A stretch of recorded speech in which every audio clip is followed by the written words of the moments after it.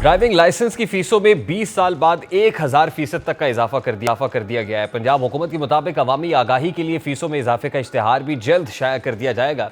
1 जनवरी से नई फीसों का इतलाक हो जाएगा और पहले लर्नर लाइसेंस के लिए फीस 60 रुपये मुकर्रर थी, ताहम हुकूमत ने अब इसे 500 रुपये कर दिया है।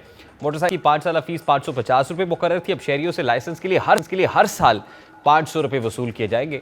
मोटरसाइकिल रिक्शे की 5 साल फीस 550 रुपये मुकर्रर थी, अब हर साल 500 रुपये मुकर्रर किए गए। मोटर कार और जीप के लाइसेंस की 5 साल फीस 950 रुपये थी, अब 1800 रुपये हर साल वसूल होंगे। लाइट ट्रांसपोर्ट की 5 साल फीस 950 थी, अब हर साल 2000 वसूल किए जाएंगे। और हैवी ट्रांसपोर्ट की 5 साल फीस 450 थी, अब हर साल 2000 रुपये देना होंगे। ट्रैक्टर लाइसेंस की 5 साल फीस 450 थी, अब हर साल 1000 वसूल किया जाएगा। कमर्शियल ट्रैक्टर की 5 साल फीस 450 थी और अब हर साल 1500 रुपये देना होंगे। माजूर अफराद की लाइसेंस की 5 साल फीस 20 रुपये मुकर्रर थी। पंजाब हुकूमत ने माजूर अफराद की ड्राइविंग लाइसेंस की फीस खत्म कर दी है।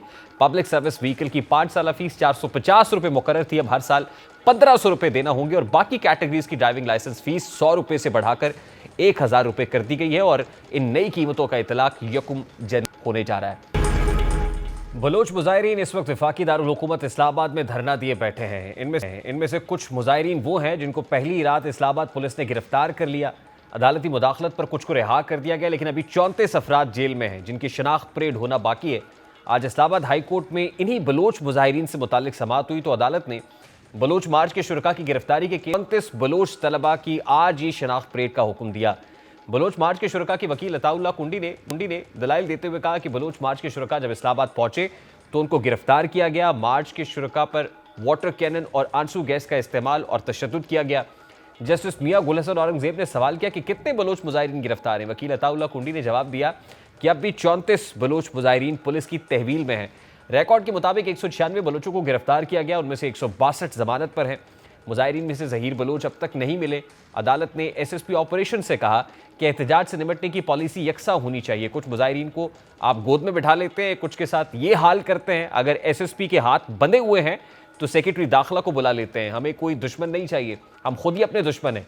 जस्टिस मियां गुल हसन औरंगजेब ने सवाल किया कि क्या इस्लामाबाद में मुजाहिरीन को रेड जोन में भी पैम्पर नहीं किया जाता?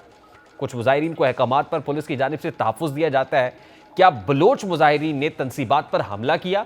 SSP ऑपरेशंस ने अदालत को बताया कि जो 34 तलबा गिरफ्तार हैं उनकी शनाख्त परेड मजिस्ट्रेट को करनी है।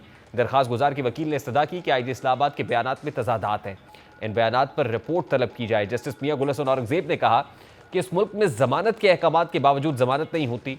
अंग्रेज़ ने बलोच के बारे में क्या कहा था? अंग्रेज़ ने बलोच के बारे में कहा कि बलोच को इज्जत दो और वो आपके लिए कुछ भी करेगा। इस मुल्क में तब कुछ नहीं होता जब तक कुछ हो ना जाए। एडवोकेट जनरल ने कहा कि हुकूमत पर इल्ज़ामात लगाना आसान है, मुजाहिरीन में से कोई भी बलोच लापता नहीं है।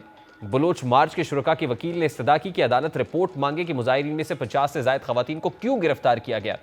जस्टिस मियां गुल हसन औरंगजेब ने कहा कि बहुत कुछ कहने को दिल करता है लेकिन कह नहीं सकता। वकील अताउल्लाह कुंडी ने दरख्वास्त की कि अदालत ख़वातीन बलोच मुजाहिरीन से मुताल्लिक़ हामिद मीर के बयान को देखे। एडवोकेट जनरल इस्लामाबाद ने अदालत को बताया कि ज़हीर बलोच की ज़मानत हो चुकी है, मचल के जमा ना होने पर उन्हें रिहा नहीं किया गया।